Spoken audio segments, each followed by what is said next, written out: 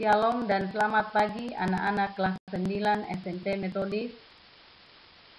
Pada pagi hari ini bertemu dengan saya Ibu Renia Panggabean dalam pembelajaran pendidikan agama Kristen dan budi pekerti. Besar harapan saya kalian semua ada dalam perlindungan Tuhan Yesus, semua dalam keadaan sehat. Pada pertemuan hari ini kita akan membahas soal-soal yang sudah kalian kerjakan pada minggu-minggu yang lalu.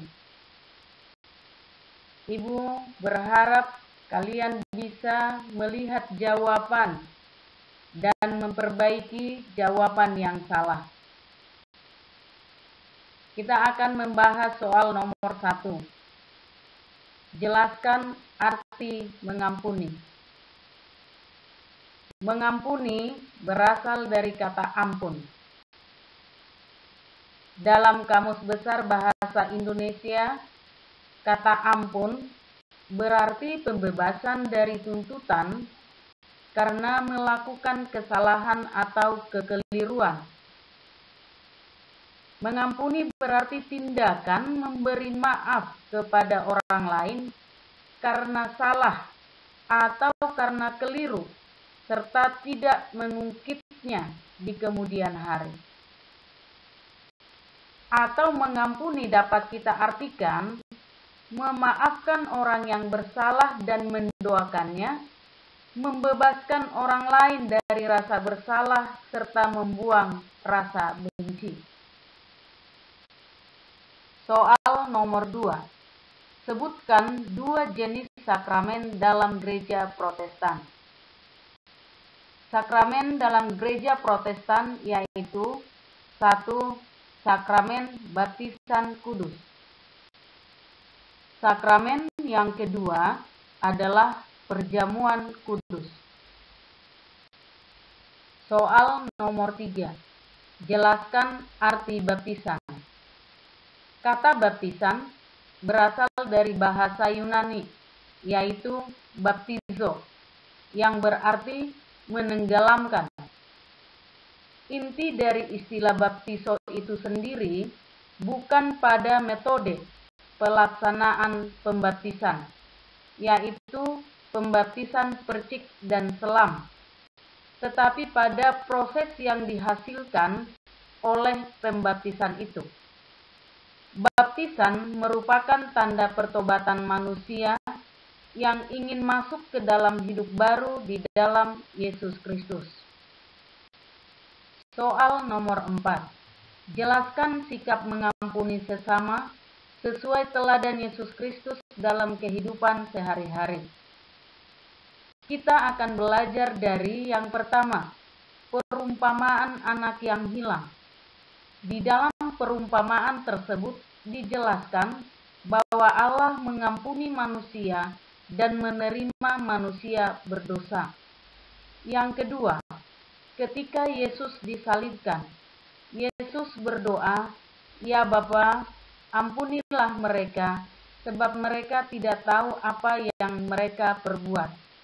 Yang ketiga, ketika Yesus disalibkan, berarti Yesus memberikan hidupnya untuk mengampuni dan menebus manusia dari dosa. Berikut ini adalah sikap mengampuni sesama sesuai teladan Yesus Kristus dalam kehidupan remaja sehari-hari. Contohnya, Stephen mendoakan Simon yang selalu merendahkan dan menghinanya. Soal nomor 5. Jelaskan alasan mengampuni sesama sesuai dengan Injil Matius 6 ayat 14-15. Ada 2 alasan mengampuni sesama sesuai dengan Injil Matius 6 ayat 14-15, yaitu 1. Karena Allah sudah terlebih dahulu mengampuni manusia. Tanpa pengampunan Allah, manusia tidak dapat menjalani hidup ataupun menerima berkat apapun untuk kehidupannya. 2. Manusia wajib mengampuni sebagai syarat untuk mendapatkan pengampunan dari Allah. Soal nomor 6. Jelaskan makna sakramen dalam kehidupan kehidupan masa kini. 1. Makna sakramen baptisan kudus. Pertanda seseorang masuk dalam persekutuan dengan Kristus dan menjadi milik Kristus. Maknanya dalam kehidupan sehari-hari adalah masuk dalam kehidupan yang baru, meninggalkan gaya hidup lama, dan mengalami perubahan tingkah laku menurut ajaran Kristus.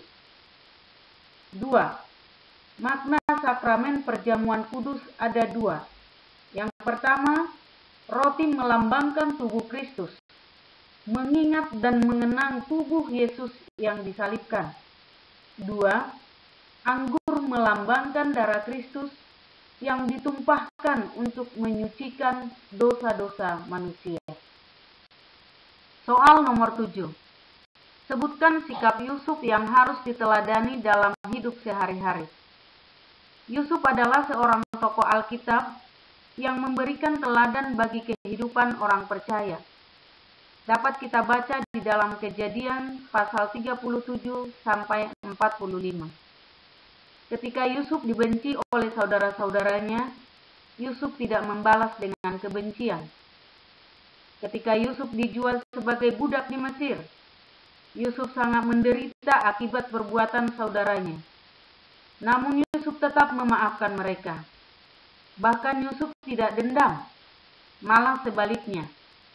Ketika Yusuf bertemu dengan semua saudaranya, ia berjalan menghampiri, merangkul, dan mengampuni mereka. Yusuf mampu mengampuni saudara-saudaranya karena ia melihat kasih Tuhan yang baik padanya dan pada keluarganya. Soal nomor 8. Sebutkan bentuk pemeliharaan Allah dalam lingkungan masyarakat sekitar. Kita tahu bahwa Allah itu sungguh maha baik. Bukan hanya mencipta dunia, tetapi Ia memelihara ciptaannya. Tuhan melestarikan dunia. Tuhan menyediakan yang diperlukan ciptaannya.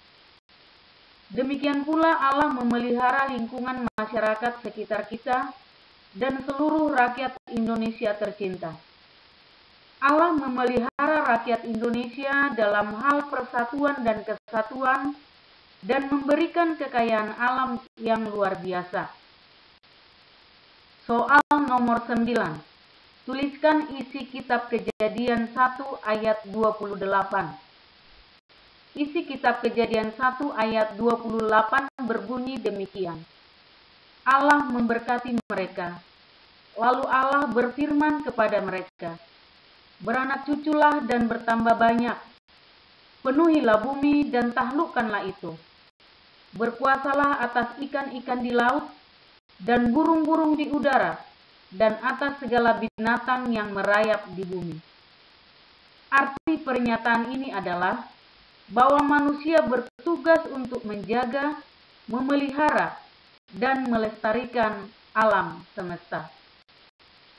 Soal nomor 10. Sebutkan bentuk tanggung jawab dalam memelihara alam sekitar kita. Kita harus memahami dengan baik bahwa kelestarian lingkungan hidup adalah hal yang harus diupayakan manusia sebagai makhluk yang langsung berhubungan dengan alam. Maka contoh tanggung jawab yang dapat dilakukan untuk memelihara alam adalah menanam pohon di lingkungan sekitar, menjaga kebersihan, dan lain-lain. Nah, demikianlah pembahasan soal-soal kita pada pagi hari ini. Besar harapan Ibu, kalian bisa mengerti dan memahami dengan baik. Atas perhatiannya, Ibu ucapkan terima kasih dan Tuhan Yesus selalu memberkati. Bye.